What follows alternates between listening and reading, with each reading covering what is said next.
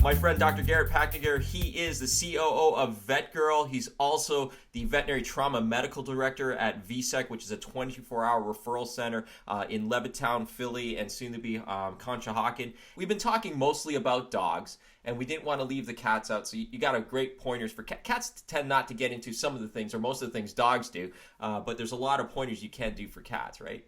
Absolutely. Cats, I always say, they're a little bit smarter than dogs. They'll knock something over and then point at the dog more than actually doing something themselves. So a lot of the toxic foods they get into more dog than cat, just because cats seem to be not as curious as dogs. And even if they get into the turkey, they're more likely to eat the turkey itself and not so much the bones. Dogs will just eat absolutely everything. But the one point I would make to start off with cats in the holidays, which seem to be a little bit more prone to disease in this specific category, is people love bringing gifts over to your house for the holidays. And one of them just seems to be people love plants. Yeah.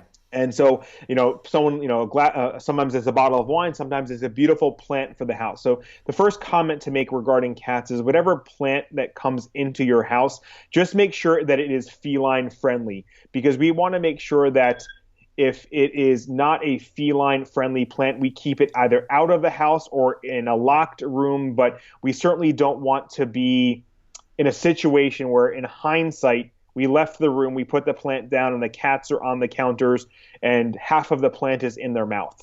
I can tell you from experience, it happened to me, unfortunately. It's a life lesson, but somebody got me and my wife a beautiful plant as a memorial gift. We brought it into our new house, and before we knew it, our cats had ingested part of it, and it happened to be a renal kidney toxic lily. Yeah. So even for veterinarians, this happens, and it certainly is a life lesson, but one to absolutely bring up, that if a plant, for example, comes into our house as a beautiful gift, it is absolutely appropriate to double check and to ask your gift giver what types of flowers are in there, and if not, call the florist, because you don't want to get into that situation where the cats are eating it and you don't know if it's toxic or not, because some of these, hindsight is not 20/20. There's no way to reverse the problem, so it's appropriate to ask. It definitely is. So we'll make sure that our plants are safe.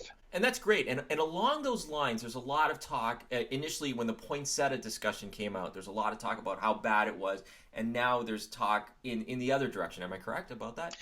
The poinsettias, I think that for our small animal pets that are not countryside cow and horse grazers, for example, the amount that our cats and dogs get into is usually more related to oral cavity or a stomach upset. But for example, as compared to lilies in cats, not kidney failure, or certain types of other plants, not liver failure. Now, certainly still something to keep them away from, because it can cause moderate to severe illness that can land them in the hospital for supportive care. It's not one that we worry, oh my God, it's life-threatening organ shutdown if my cat eats a small bite or licks the leaf, for example. So again, keep them away from it, but fortunately not one where it's life or death organ dysfunction as a result of getting into it.